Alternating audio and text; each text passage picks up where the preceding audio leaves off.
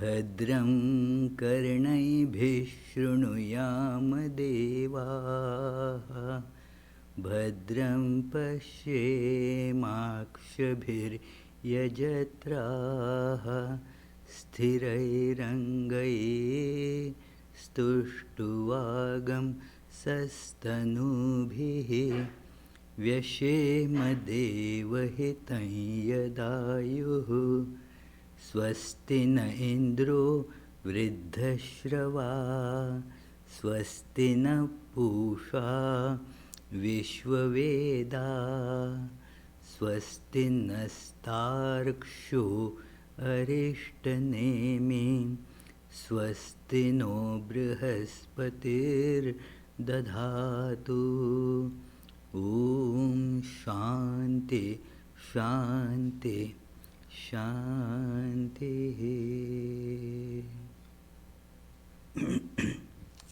Let us pray together. We offer our salutations to the all-loving being who endows all beings with consciousness. We meditate on the Lord who is the origin of the universe. Lord, Thou abidest in all, Thou art all, Thou assumest all forms, Thou art the origin and goal of all, Thou art the self of all, Thou art existence, knowledge and bliss. Salutations unto Thee. May the world be peaceful, may the wicked become gentle, may all creatures think of mutual welfare. May their minds be occupied with what is spiritual and abiding. May our hearts be immersed in selfless love for the Lord. Peace, peace, peace be unto all.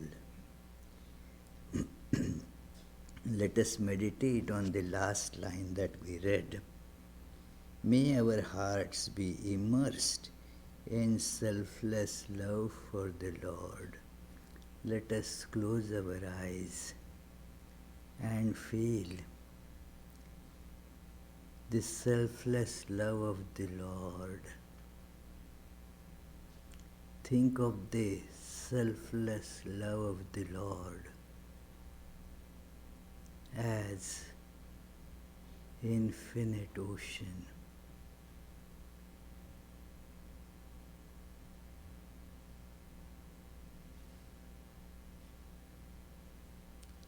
And our heart, the seat of our limited consciousness,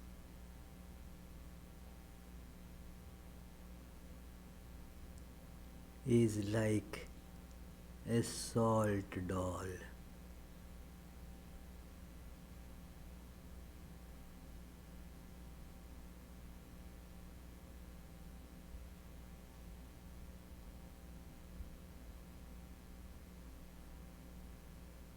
Dissolving in it.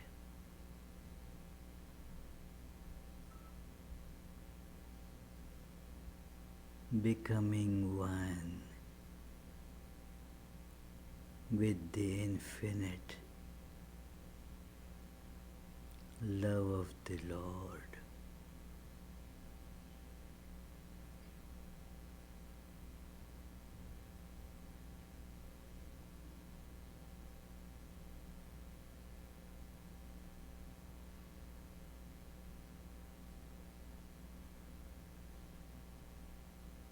I am feeling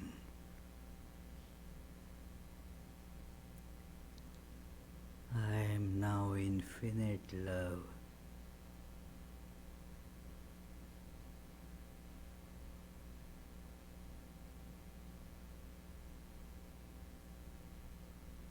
Lord is my abode.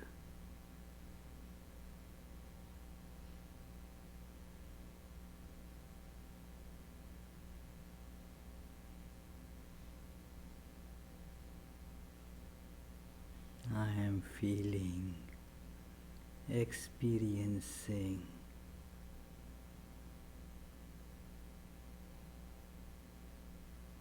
deep peace inside and outside. Om. Peace, peace, peace.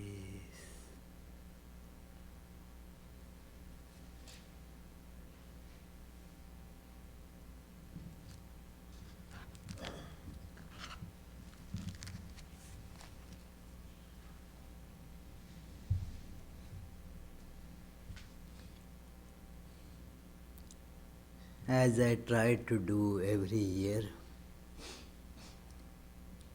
the Sunday before Thanksgiving, we discuss the idea of being grateful and how in different ways we have the opportunity to feel that gratefulness, thankfulness for whatever we are getting. There are various important avenues through which we can feel it. And when we feel it, we can see that it is for our own betterment, for our own happiness, that we can feel this sense of being grateful. It is not that by doing that we are obliging somebody, but it is our heart become more ennobled, gets more expanded by feeling that gratefulness. You will see that in all creatures, they have that idea of gratefulness. Of course, they don't use this word. A cat or a dog will not use the word, I am grateful to you. But see, they feel a sense of connectedness and a sense of belonging when, say, a simple thing, you give them some food and then they look at you differently, showing that sense that, oh, thank you very much. You can actually hear it, that dog saying, thank you very much. So it is, and doesn't need speech. I had gone to a home last weekend, and then there was a little baby child, and then was not able to talk much, express much by talking.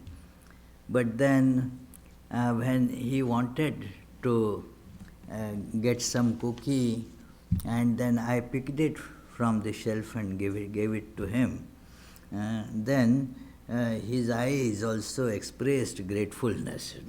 It is, that was nice, smiled. And so for human beings, gratefulness is actually a spiritual practice. We can see that the idea of being grateful, it's not a slavish idea. The two things are very different. Although sometimes one confuses between them, that okay, that is how people enslave us, by giving us something and then we take it and feel bound to them. It is not that, but we need something and then we get it and we say, okay, thank you. We feel grateful to that yes, I was in problem, and then because of this, I became greatly benefited by this gift or by this assistance. So there are, of course, when the givers are seen, you give them the thanks, you feel the gratitude towards that person. Like a few months back, I was driving, and then I heard somebody gently honking behind me. I thought, what wrong did I do? It is why. And then again that person honked. I said, what is happening? And then uh, that person, it was a woman, she deliberately came in the left lane and then opened her window and told that you haven't closed your gas, that tank lid. It is open. Now I immediately stopped and thanked her profusely that it is, yes, now she went out of her way actually. Maybe somebody would have just honked, but she took special trouble to make me aware that, well, you see, this is what is happening. So there are many, many instances in my life where people have come forward to help me, taking actually lot of trouble on themselves to give me something, that recently I was getting down from the train and then I was a little late, the train was a little late, so I just got out and started walking briskly. But a lady started shouting behind me. And then I first thought it was maybe for somebody else. But then let me look back, and she has my wallet in her hand, So it is, and then the train was just almost started. So I grabbed it, thanked her in that one moment, whatever. These are what I mean is, these are instances or many such where you see the givers. They are seen givers. There are many times you don't see, but you know the givers. And there you give thanks. But there are many, many more in everybody's life whom we do not know, whom we do not see. And yet our life depends on them. And it is important that we feel and express our gratitude towards them. In the religion, that is the Vedantic religion, or what gets called as Hinduism, there are these some of the practices which are for this purpose, that they are mentioned in Bhagavad Gita, they are mentioned in very elaborately in Manusmriti. So these are called the 5 sacrifices that we have to, everyone has to make to acknowledge all these gifts that we are getting. And getting them without acknowledging that, that amounts to sin. So many, the first of that, we are not even aware of that how many lives are being sacrificed to keep this fellow alive. How many lives get sacrificed? So many microbes, they are getting killed every moment. The food that I eat involves killing. Even with vegetarians, it is that because plants also have life. So to sustain oneself, how much killing goes on unconsciously. It is stated that you cannot live without killing, because if you decide that, no, I will not eat anything, I will not breathe, because breathing also involves microbes going, small bacteria thing going and getting killed. I will not eat anything, I will not breathe, so I will not kill. No, then you kill yourself, isn't it? So again a killing. You are committing a suicide by doing that. So killing is always going to be there. It is, but we have to acknowledge and be thankful to all those creatures because of whose sacrifice, willingly or unwillingly, that my life is sustained. It is so many things have happened to us, and very special for human beings is that human beings, they learn, they develop their lives by consciously learning. Learning is there in all other creatures as well to some extent, but that happens just unconsciously at an instinctive level. It is not that the birds learn to fly, no doubt, but there is no particular school, that flying school for birds. And it is an instinctive process that it is that they learn just as a little baby learns to walk. So it is an instinctive process. But apart from that, human beings want to develop their knowledge. See how many things we learn. Learning is an important, very, very important aspect of human life. That is why we have so many universities.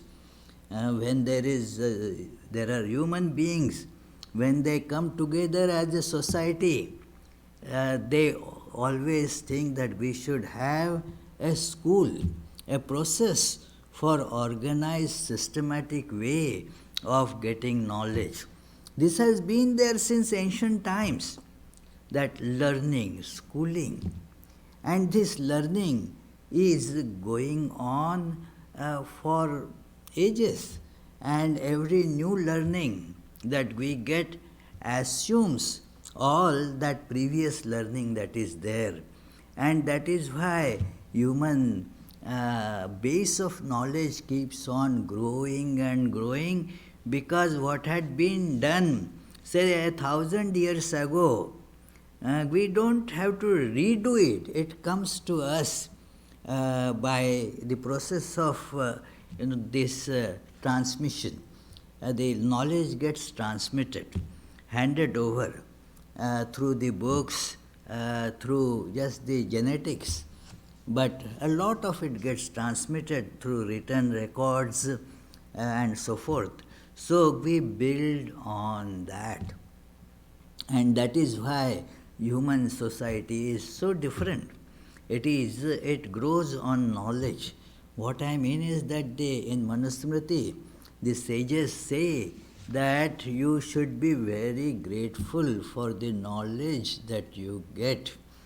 So it is that gratefulness for getting the knowledge from all, whether they are consciously giving you or not, you are getting it. And to be grateful to those all unseen teachers. Seen teachers, yes, you can show your gratefulness, that yes, and I used to be very, very happy. It used to be a custom in the surroundings that I lived. In United States, it is not known at all that it is that on certain special days, all our school teachers in primary school, in secondary, even when I was going in college, I would go to those teachers, offer my salutations to them, offer the gratitude to them, that because of them I am able to learn. So this idea for the known teachers, you can do it like that. But for those unknown teachers who have formed the basis of your present education, they also need to be remembered. So there is one sacrifice that needs to be done for that. It is called Brahma Yajna. These 5 yajnas are called as Mahayajnas, the great sacrifices, because they are to be done by everyone, and by at all times, every day you have to do it. And therefore, they are called Mahayajna, great sacrifices. They therefore are graded as higher than sacrifices like Ashwamedha Yajna, horse sacrifice, and so forth, which are done. Well, maybe somebody does it, a big king does it once in a lifetime. But these are to be done by everyone, and they are described that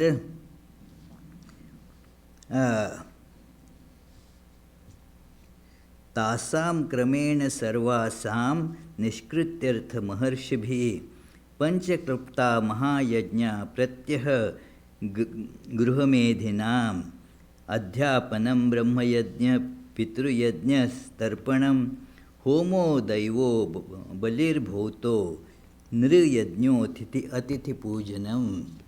So first it is described, this is in the third chapter of Manusmriti, verses from 67 onwards, 67, 68. I am not going to take up all those verses, but they are worth looking at and understanding the meaning. It is, although more than 1500 years ago these things were told, and the format of course is different now, but still the principle remains the same, that if we do not remember that, if we do not feel gratefulness to that, then we incur sin. Because in society, if somebody gives you something and if you don't say thank you, it's called bad manners. It is. But there, in these matters, you are not able to say thank you directly, because those are unseen. Whom are you going to say thanks? But if you do not feel the gratitude and express it in an appropriate way, it is said you are committing sins. And so, be careful to perform these 5 types of sacrifices. The first of these that I was mentioning, that human beings, we learn, and our all society is based on this knowledge. How intricate our society has become. You can imagine, that the systems of governance, systems of different classes, distribution of millions of different types of works throughout the society, how that interconnectedness is. We do not know. For example, these days, very simple thing. All of us, mostly, let us say 99.9%, use smartphones. How many know how it is made? The engineering of that, hardly anybody knows how it is made. Even to open it is not possible for most of us. But still we use it. Look how much knowledge has gone into that of which we are making use.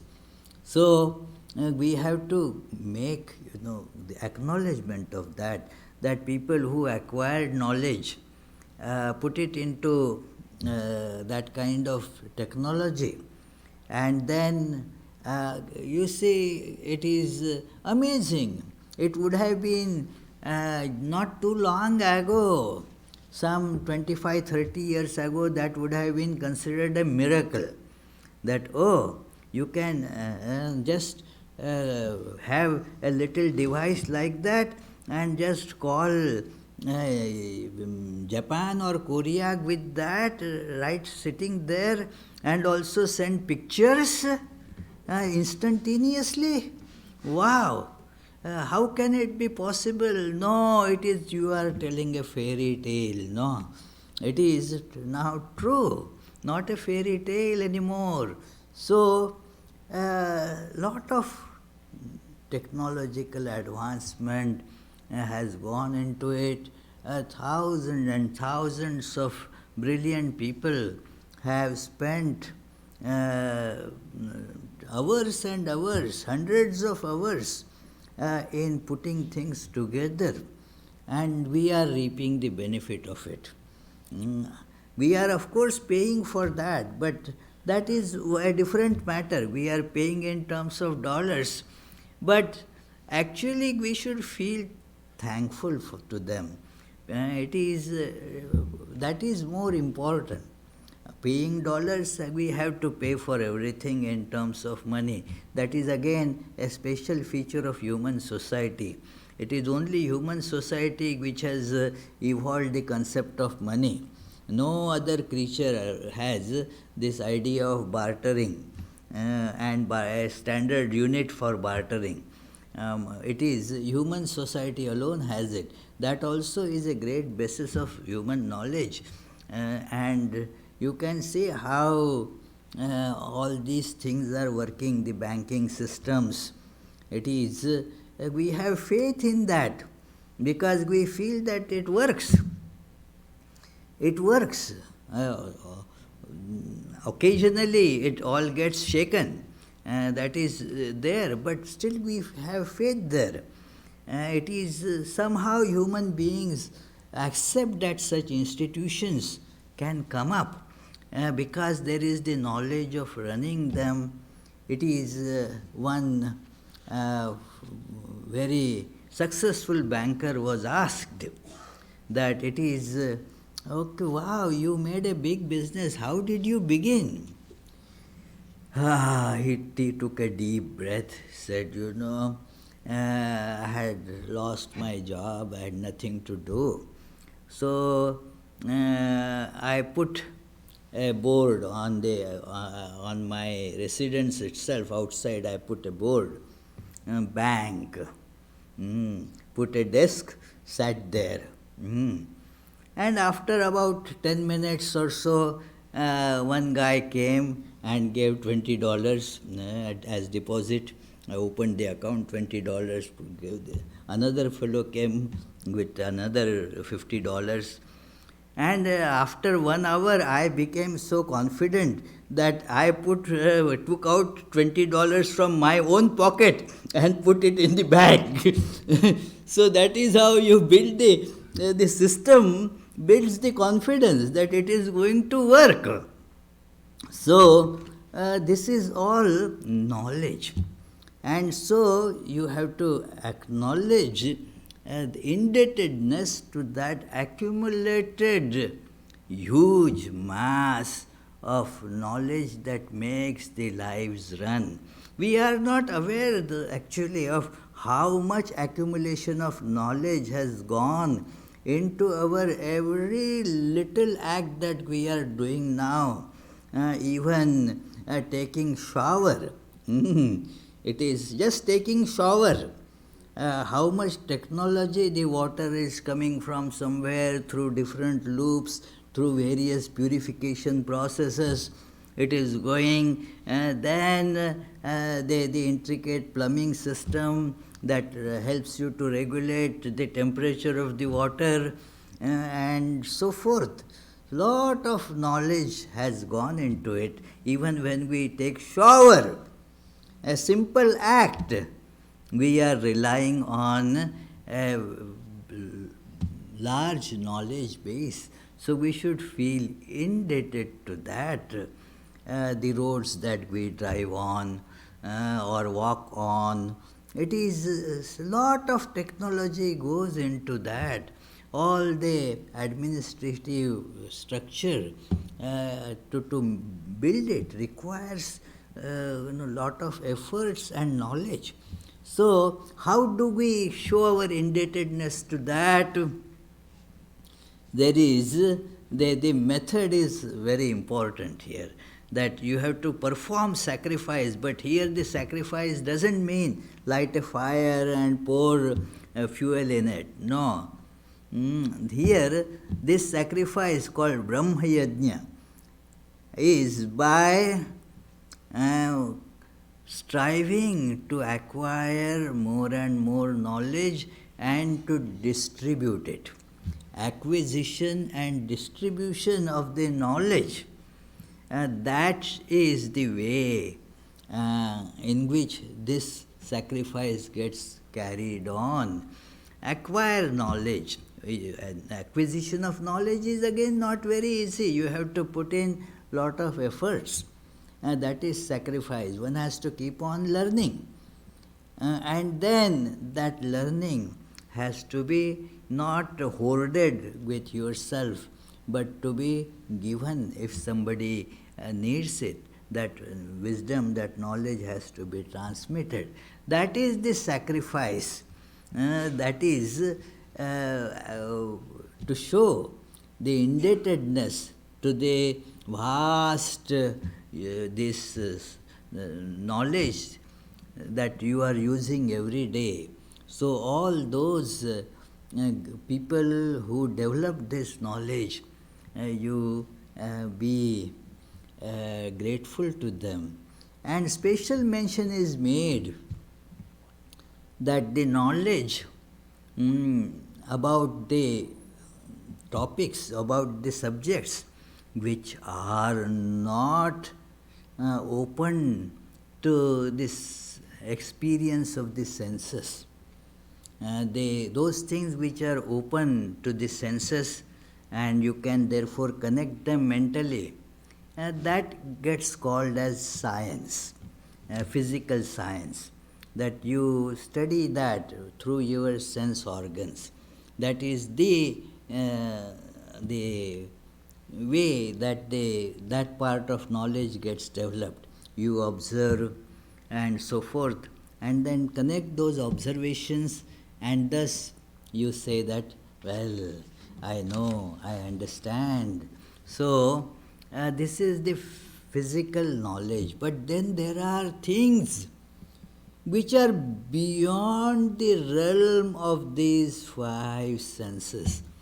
And it takes very special efforts to go beyond this range of these five senses to know those things. They are called rishis, the sages. The simple translation for this word rishi is sages. But there is an etymology to it. Rishi means the one who sees. Seeing with eyes everybody does. But there is something that eyes cannot see. And seers of that are called rishis. They really see.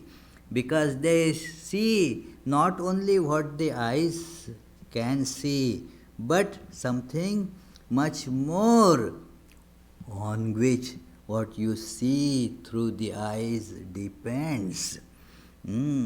What we see through the eyes is not independent. There is a lot that our eyes don't see, but on that what our vision is, what we see is, that is dependent. So it is that therefore they are called sages or rishis, they see. So the knowledge that they have acquired and have transmitted to us, given to us, that knowledge is very important to us as human being to lead a comprehensive life which takes into account not only what gets called here, but hereafter. Here and hereafter. And there is no contradiction between here and hereafter as such. Both the wise person will take into account both these.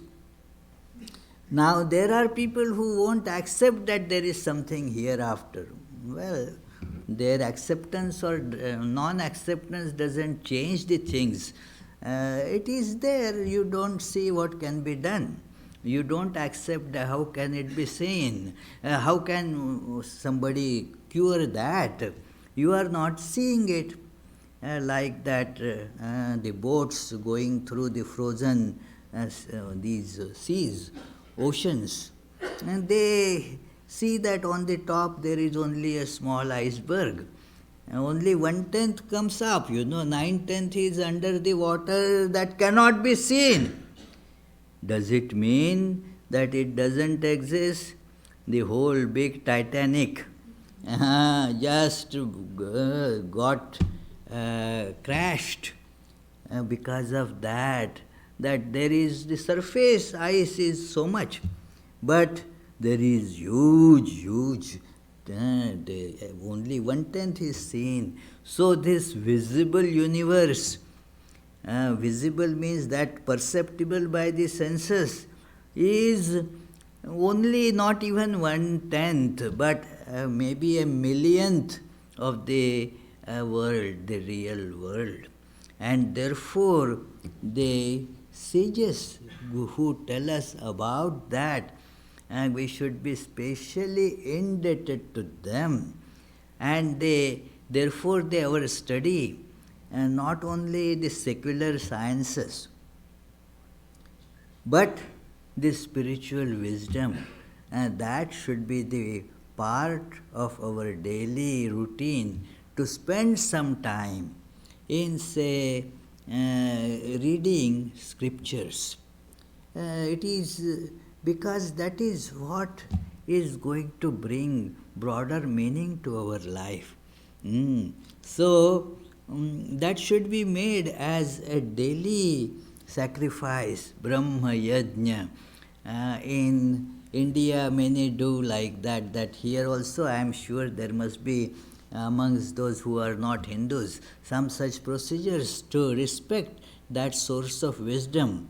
In India, I saw many. They spend, say, half an hour, 15 minutes, some 1 hour, depending on their lifestyle and the time available to them. They study Bhagavad Gita or some such thing, recite every day. So that is why, because that is how you acquire it, and then through you it can be transmitted further. So this sacrifice is called Brahma Yajna, that sacrifice of the acquisition and distribution of knowledge. Then there is the sacrifice, Pitra Yajna. We see our parents usually, that it is our parents have done so much for us. It is, we should feel indebtedness to them, understanding. But there have been parents of the parents and the parents of those parents. You don't see them. You might have seen maybe your grandparents and great-grandparents, and I doubt anybody has seen beyond that. The lifespan of human beings generally doesn't permit that. But we have seen grandparents, great-grandparents, but beyond that also, we are grateful to them as well for having this body, having this life.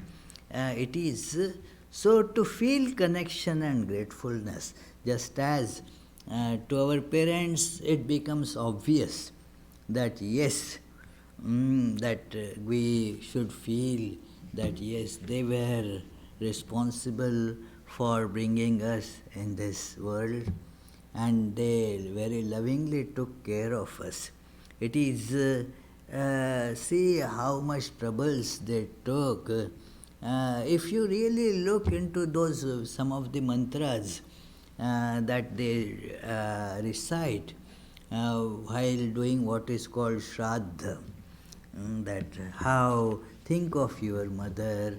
And I couldn't stop crying, I generally do not yield to those emotions much. But how much trouble that lady took for giving me birth and for sustaining me, and all those my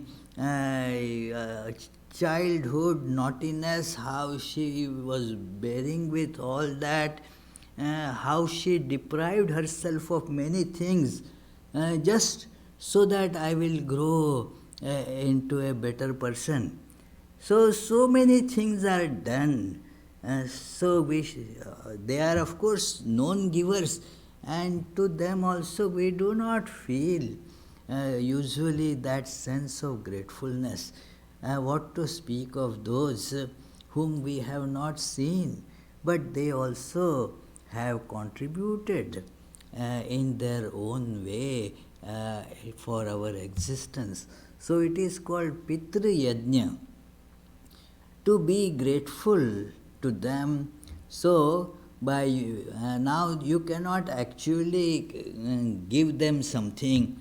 They are not with you that physically you can give them something, but you can feel, and feeling fully you can do that okay, look, you imagine that the fire is a vehicle that has been since ancient time.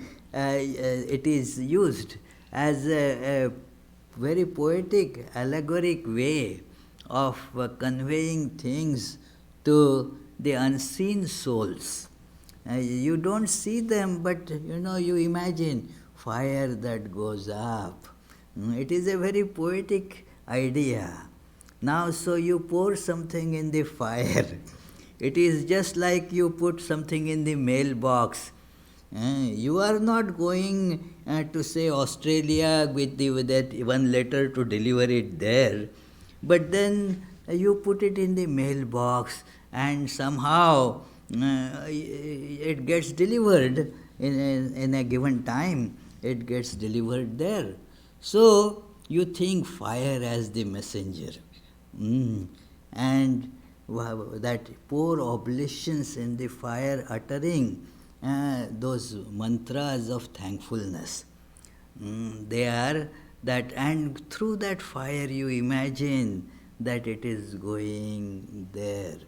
If our feelings are intense enough, you start feeling a very deep connection with all that, and it purifies our heart. As I was mentioning right in the beginning, it has that spiritual component, that it reduces your ego. Our ego gets reduced by all this, that, well, my existence, what did I do? I just got it from so many sources. I need not be egotistic. Hey, I am like that. Oh, this is what I can do. You will know what I am capable of. So it is, what are you? It is all when you feel indebtedness to all these, then the spiritual benefit of it is that the ego, the biggest obstacle in one's spiritual life, gets reduced. Then there is this, there is the Daiva Yajna. It is, and then what is it? It is also, we use either fire or just prayers to show our indebtedness to all the natural powers. Like sun gives us light, doesn't send you a bill like the national grid or something. It is giving you light all the time. So feel indebtedness to that. Thank you. It is, sun is giving you light, the rains are coming, water is there. So all these natural forces, they are very important in our life. So it is the proper acknowledgement of that is important. That you are giving something to sun, and is not going to, you can certainly argue on the physical level, hey, how is the sun going to get it? Well, it is, I am giving it with that feeling, that's it. It is, my son will get it, your son may not get it. It is, so it is like that it is, our feelings have to be intense enough, and then we can feel the difference. So everything in this world, see, so many factors are contributing. The next important factor is that, well, there are so many creatures around here, known and unknown, who help to maintain this ecological balance. It is, there are, for example, simple things which we say, oh, they are a big problem, spiders. Yeah, so hey, remove the spider webs there. That is true. It is not, doesn't look good in say this chapel or a congregation hall. Uh, but they have a big place in nature, that it is the spider. The spider, it actually kills so many insects that your insecticide will not be able to do that, and without polluting the environment. So, this is just an example that how important these things are. It is the birds, different kind of birds, they have their own place in this balancing, keeping balance of ecology on this planet. And so their presence actually contributes to our life. We are staying together here. So many birds are there, so many other creatures, they live around. So they have to be given proper respect. And how it is to be given? That some food is to be given to them every day.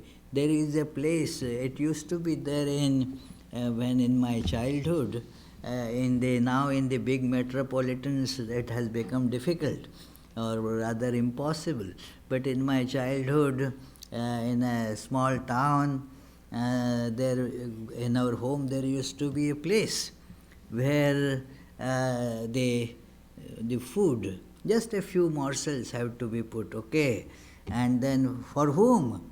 Then my grandmother used to tell, this is, for all those beings. There will be, you will see soon, some birds will be taking something of it, some ants will be trying to take it. They are all waiting, So it is good. It is, and then you learn to maintain this ecological balance by respecting them and giving them all these things. Then comes the how about our indebtedness to fellow beings? It is called Atithi Pujanam, means being very welcoming to the guests. The guest is, there is, Atithi has a special etymological meaning, that somebody who has come unannounced, has not given a date, okay, I will come on such and such date, and then make arrangements for me. Not like that.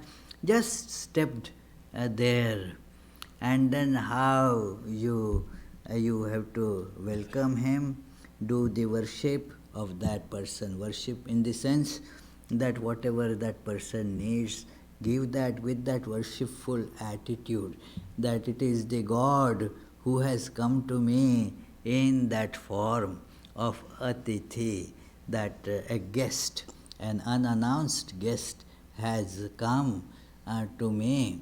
It is in Kathopanishad, that is how this Upanishad actually begins, that this young boy, unannounced, sent by his father, knocks on the door of God of death. Because the father got upset, angry with him, and said, oh, you go to death. It is. So he went to death. The story goes like that. And then at that time, since he came unannounced, Lord Death had gone somewhere, maybe for some other errand, he had gone away. He was on tour. So he didn't come for 3 days. And although the ministers of that god of death requested him to come in and have food and all that, he said, no, I will have to meet him first.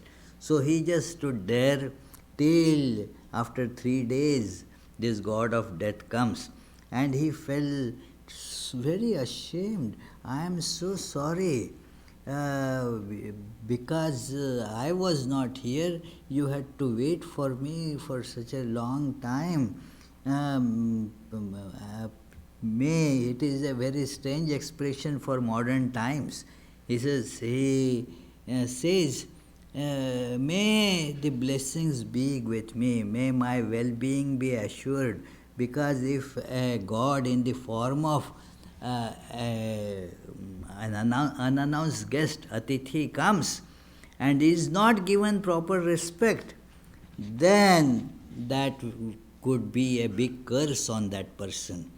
So he said, okay, I am very sorry for whatever happened, please, and I will do whatever you want. But in addition to that, I am giving you 3 boons. 3 boons, because it were 3 days, 3 boons. And that is how the Kathopanishad begins, that Nachiketas, that little boy was Nachiketa. So he asked wonderful questions, and that is a separate topic. I am not going to go into it today. But this is the offering the needed things to the guest and offering them respectfully. That is called Nriyajna. So this is, we have to remember that we live with so many human beings cooperating us. They are working for us. Because of them our life becomes possible. It is, and many of them, they live in very different, in very poor state, financially speaking. That I was, I went to a furniture making shop. A man was working at a handmade, very beautiful piece of furniture. And then my friend who had taken me to this shop to show all these things, how these furnitures would go to the homes of very rich people. And the man who is making all these things, he may not have even a piece of carpet to lie down, no furniture, because he is not capable of paying for it. So, but we see that how many such beings have been working for us, and then therefore whenever we get an opportunity, we should welcome them and give them what is necessary, with great respect for them. That respect is very important. So that makes the giving a worship. So it is, this is how we can, this Manusmriti, this book is actually a great book. Somehow or other, with the modern, these scholars, is not very popular with politicians. It is something that you have to keep on debunking it. But actually this book has a lot to give. It is, parts of it are outdated, no doubt, but there are many things that one can still learn from all that. And one aspect of this is that we discussed today, giving to the, being grateful to the unknown, unseen givers. Thank you, friends. We'll meditate for a minute, and if you have questions, you can ask.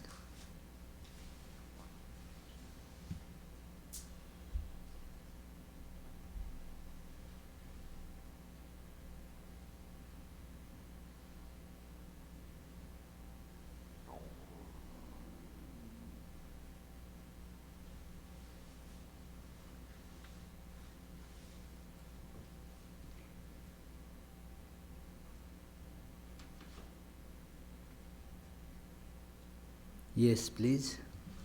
Yes, Charlie. What is the book that these five sacrifices quote from? Manusmriti. It is there in some other books also. In Bhagavad Gita, there is some mention of it. Not exactly in these words. There is in Mahabharata, some verses are just exactly like that. So, yes. Yes, please, Barbara. Why would you just simply think to be grateful for everything at every time? But why specify 5 areas of gratefulness? See, that's a good question. It is human beings, everything becomes too vast for us to comprehend. Our perceptions always depend on, differences, variety. Each variety has its own way of connection to us, and therefore we respond keeping in mind that connection. It is like a person, for example, for that person's child, that person is a parent. For that person's parents, is there that this man is their son or daughter. If that person is a doctor, then for somebody that person is patient. So same person is being, looked upon with various different connections, and it is important to address in terms of those connections too. So when we do that, then it becomes, more meaningful. That we become grateful to everyone and give everybody, but what you should give to dog is not same as what you should give to a fish or to another human being. So, therefore, these five main categories have been told, and there are therefore the variety in that. Gratefulness, but that gratefulness has to come out, it has to find expression in a practical way. It is, you don't express even in this world your thanks. That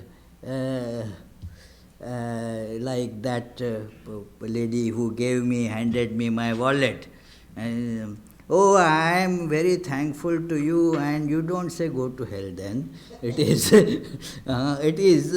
well, my way of thanking. That is not. You have to have the particular mode of giving thanks in a particular situation. So therefore, there is the particularized things, like you deal with your husband in one way, and with, say, your friend in another way.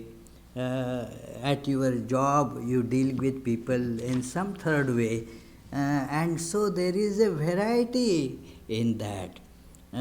It is therefore you express that in all your workings, and especially when you give thanks, all of them become very relevant.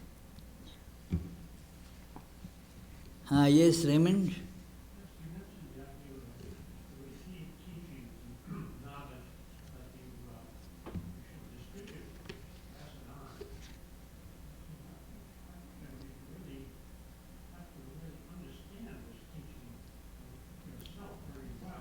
Yeah. Yeah, correct.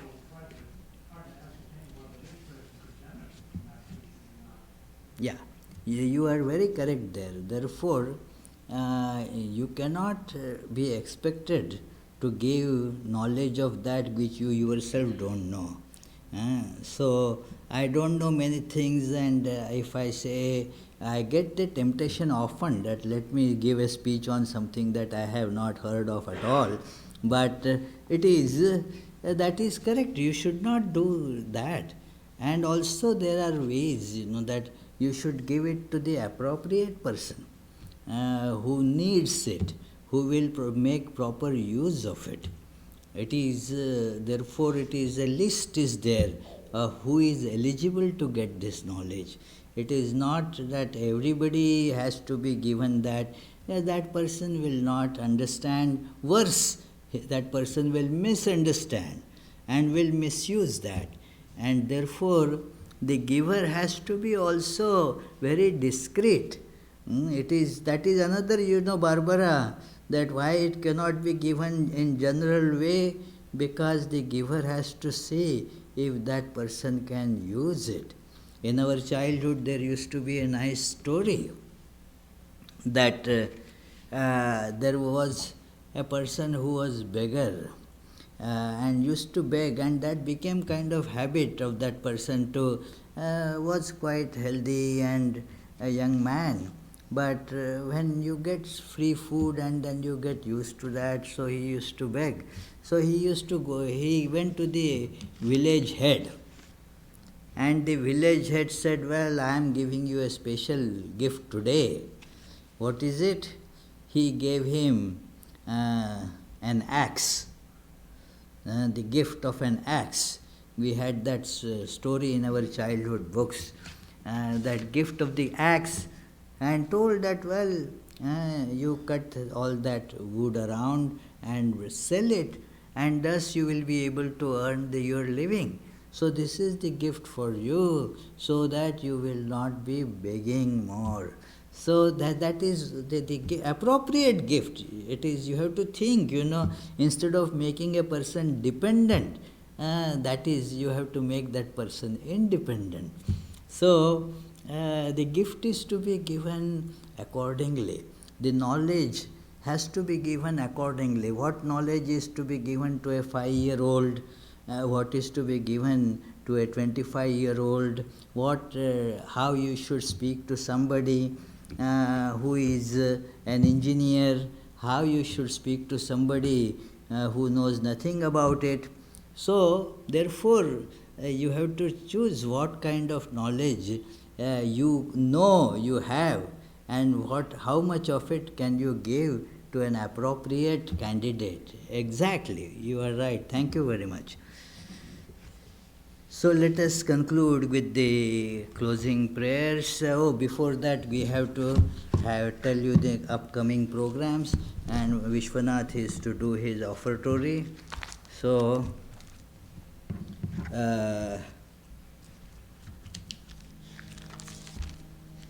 this evening, after this our service, there will be the program of Sabad, the Sikh devotional music by Amritpal Singh, accompanied on tabla by Rajesh Pai. Both are very accomplished artists, and I am sure you will like to listen to those devotionally charged Sikh songs in beautiful melodies. Coming Sunday, that goes in December, my dear. Do we have a December flyer? It is the lecture will be given by Chester Bonsek, but I forget the topic.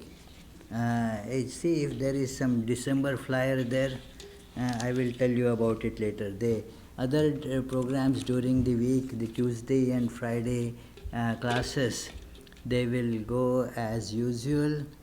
And Tuesdays, the topic is Sri Ramakrishna and his divine play. Fridays, it is Shveta Upanishad. These classes are at 7:30 p.m. Then every day, morning and evening meditations, they go on, they will continue. Please join them. It is, yes, what is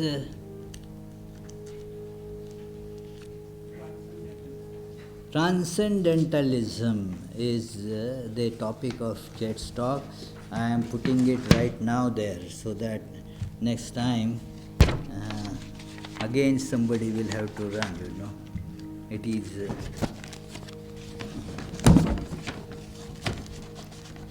and now we will have the closing prayers then Arati, and then there will be the devotional music concert.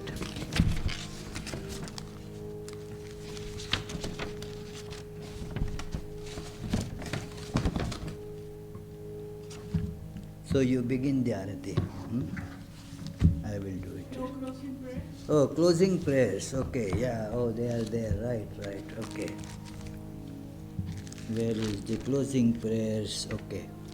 May the Divine, who is Father in heaven of the Christians, Holy One of the Jewish faith, Allah of the Muslims, Buddha of the Buddhists, Tao of the Taoists, Great Spirit of the Native Americans, Ahur Mazda of the Zoroastrians, and Brahman of the Hindus, lead us from the unreal to the real, from darkness to light, from death to immortality.